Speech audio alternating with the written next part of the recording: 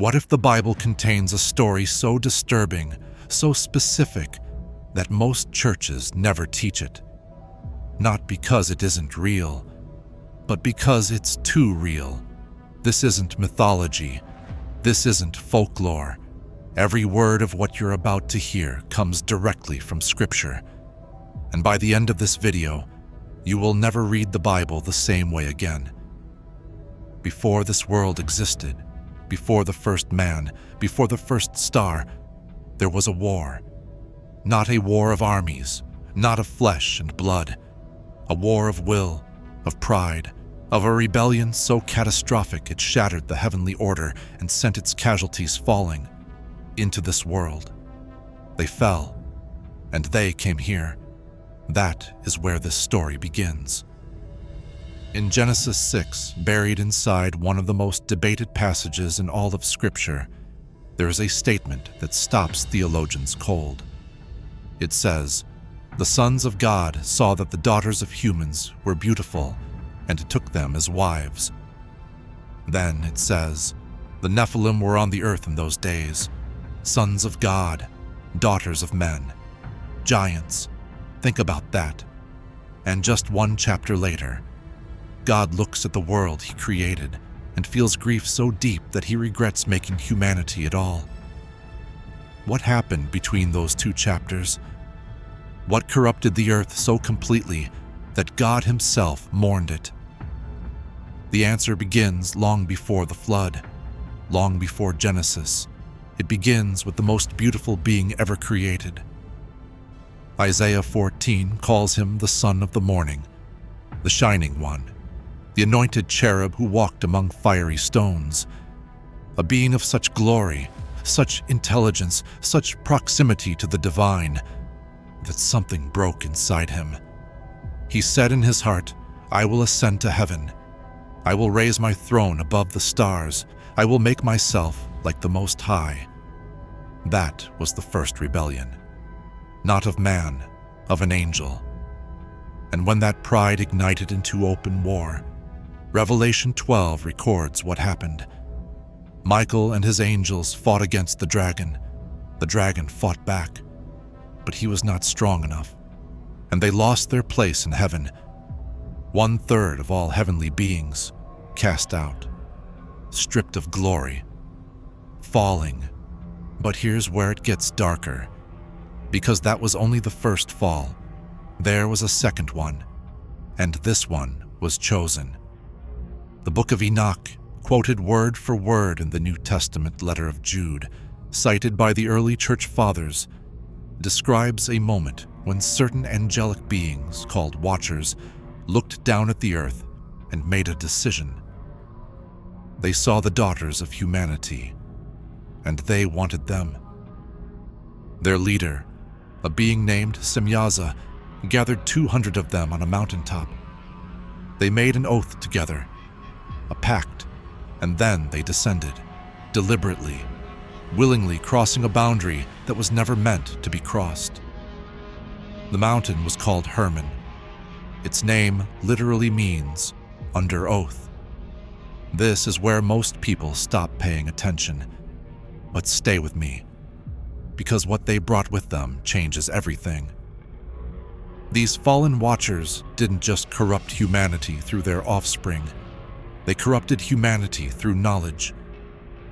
Azazel taught men to forge weapons of iron, the first instruments of mass slaughter. He taught women the arts of seduction.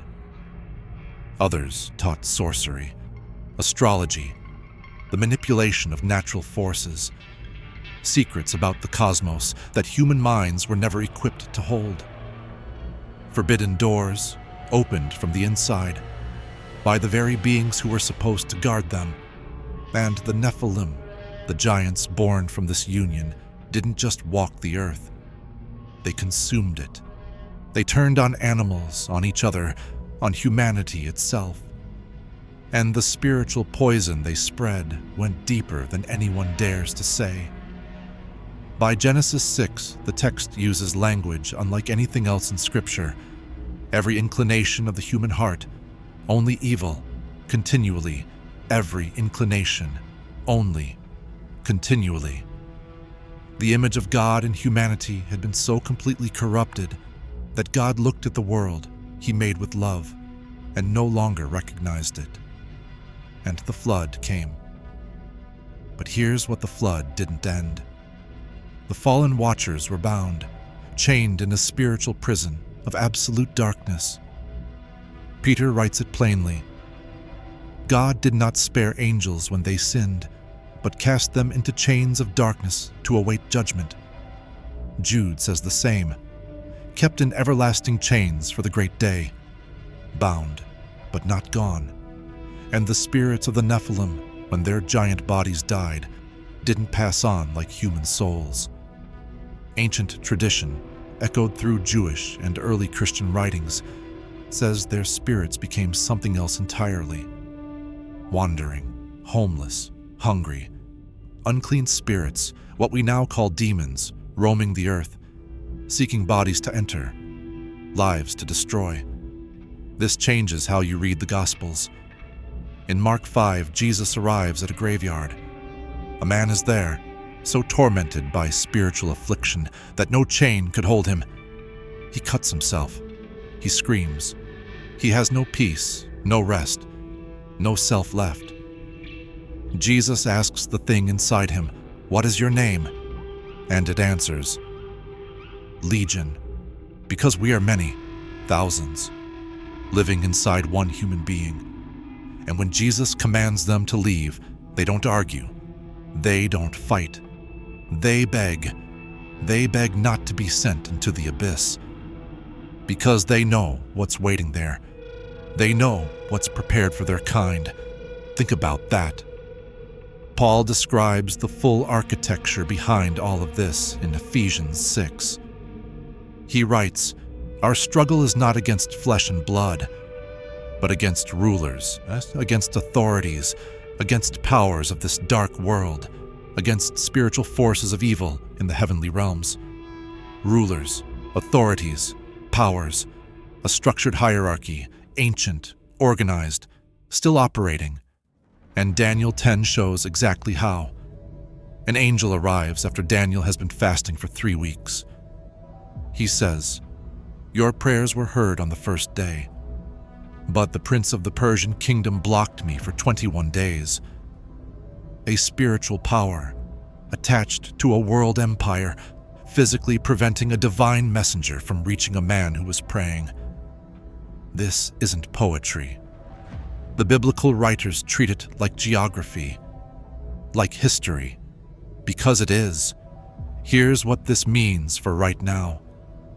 If fallen beings corrupted the pre-flood world to total collapse, if they stand behind the spiritual forces shaping empires and nations, then what does their influence look like today? In the culture you consume, in the values being dismantled around you, in the darkness that seems to be accelerating. The Book of Enoch describes a generation at the end of an age, when forbidden knowledge floods the earth, when the barriers between the human and the demonic are deliberately torn down, when people pursue the mysteries of the cosmos while abandoning the one who made the cosmos. Does that sound like ancient prophecy? Or does it sound like this week? But here's the part they cannot stand. For all their power, for all their ancient strategy, for all the centuries they've spent corrupting and destroying, the fallen cannot have the one thing that changes everything: grace. When the Son of God entered this world, he didn't come as an angel. He came as a human. Born in a feeding trough, flesh and blood, he wept, he bled, he died. And in doing so, he opened a door that no fallen being, no matter how old, no matter how powerful, can ever walk through. That is what drives their rage. Every whisper of worthlessness you've ever heard, every invitation into self-destruction, every wave of despair at its deepest root, it is the fury of beings who watched the God they rejected pour out his own blood for people they considered beneath them. You are the living proof that their rebellion failed. Revelation 12 says the accuser was hurled down, and the people overcame him, not by power, not by strategy, by the blood of the Lamb and by the word of their testimony. Two things: the finished work of Christ, which no accusation in the universe can undo, and your voice, declaring what you know to be true. Your testimony is a weapon. Your worship is a declaration of war. The fallen chose pride over presence, power over proximity to God. And now they wait in a darkness of their own making, for a judgment they cannot stop, cannot escape, and cannot delay. And the God they rejected has written your name in a book they will never touch. If this shook something awake in you, if you felt the weight of what we just uncovered, don't walk away from it. Hit the like button right now, because this truth needs to reach more people. Subscribe and turn on the bell, because what comes next goes even deeper. We're just getting started.